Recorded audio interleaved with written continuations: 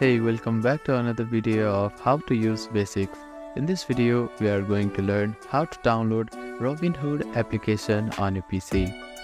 First of all, make sure that you are connected to your internet.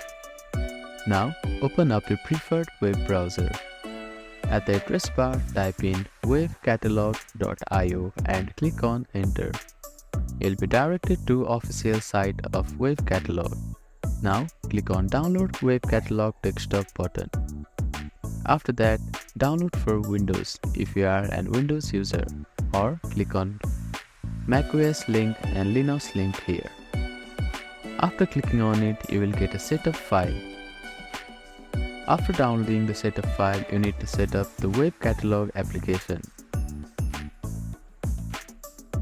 Click on the setup file and follow the steps. After the installation is completed, you can see Web Catalog application here. Now, at the search bar, type in Robinhood and you will find the application here. Click on it and click on Install button. Your download may take some time depending on your internet speed. After the download is completed, you can click on Open to use Robinhood application on the PC.